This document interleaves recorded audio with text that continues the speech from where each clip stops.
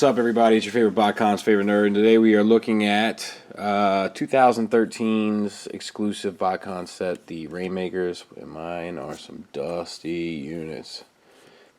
They sit on a shelf, I guess. Good grief. Should have cleaned these units up, but I didn't. Keeping it a real bro. So here we are, and I'm a seeker. Me and my buddy Oscar, NJ Boy from YouTube, if you're familiar, he does Big Dumb Toy Review.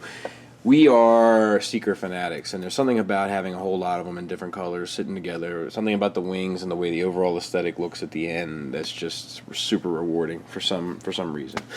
I do hate these. I'd like to get the one of the third-party upgrade sets. I'm not sure if they made one for these or not. Probably have. I have them for the other ones. So, it's the same seeker mold that you know. Everybody probably has at least one. Good grief. Yeah, I mean, it still holds up together pretty well. The one thing that you recognize right off the top, now this is the Rainmaker set, Sunstorm, bitstream, and hotlink. One of them, I think. Anyway, bitstream and hotlink? I don't know. There is minimal paint on these units. Hold on one second. Just for the sake of comparison, here's the underside of this unit. Here's the underside of the Hasbro Acid Storm. Now these are that upgrade set or whatever, but you know, now they painted the turbines there or whatever. They didn't paint them here. And they painted the inside there, and they didn't paint them here. They did paint this, and then this is two different colors, and so bizarre, the choices they make. And then I have the Takara Tomy like anniversary encore set or whatever of these as well. And it's not that there's a whole lot of paint. I mean, they did paint the wings underneath and all that, but it's just more interesting because the colors are broken up. These units, I mean, every one of them is just plain as all day long. Super plain, so to speak. See what I did there? Alright, not that you guys haven't seen this done a billion times, but let's go ahead and transform one for the sake of it. Take the accessories off, as usual, and plug those up. Alright, it's been a while. And I will say that the mold, you know, everybody was worried about the mold degradation and so forth, but the mold is still really tight on these units. Yeah. So if you're worried about that, if that was a deal breaker for you, don't let it be, because it's good to go. Alright, fold that up. I always, this was like I guess this was like just Hasbro's, see, look how tight that is. I'm having a hard time.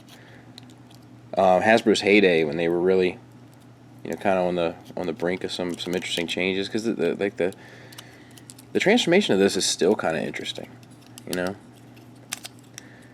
still like some obvious thought going on. And I get the hands out there. If I got the nails to do it, there we go.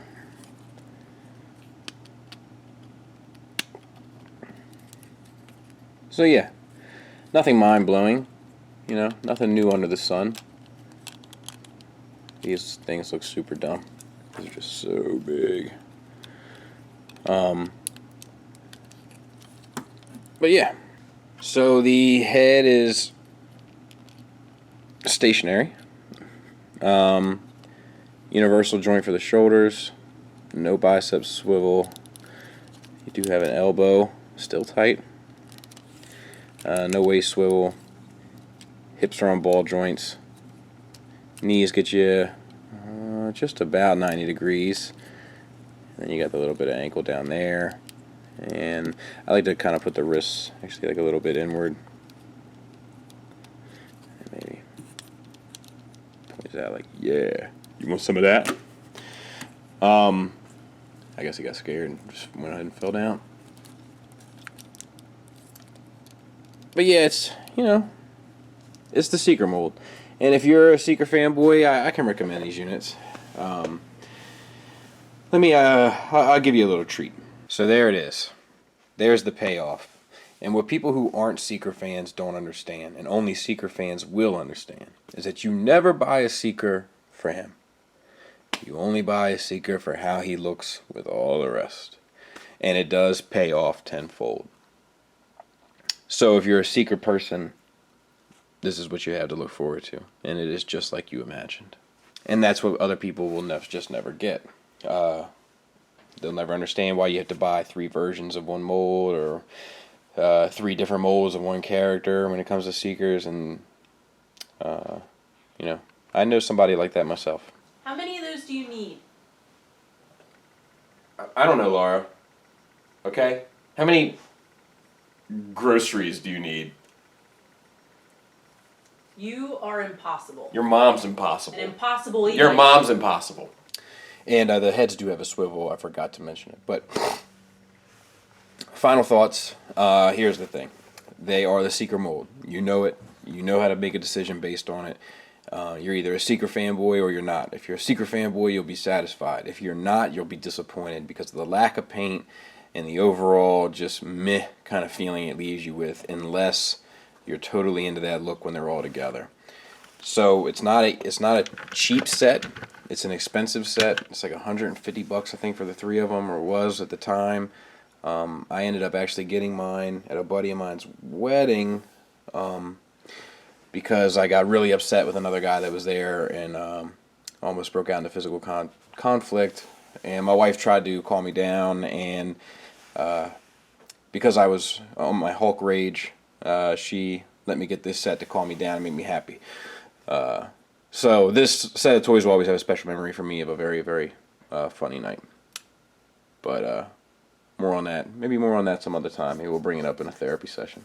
Otherwise, I'm not going to Botcon. It doesn't look like I'm interested in any exclusive that Botcon has to offer this year. If you are going, have a good time. I wish you well. I am going to be at TFCon. Check for me there. I'll have a table. So will SCU, if you know about that. So, thanks for listening. Thanks for watching. Till next time, take care.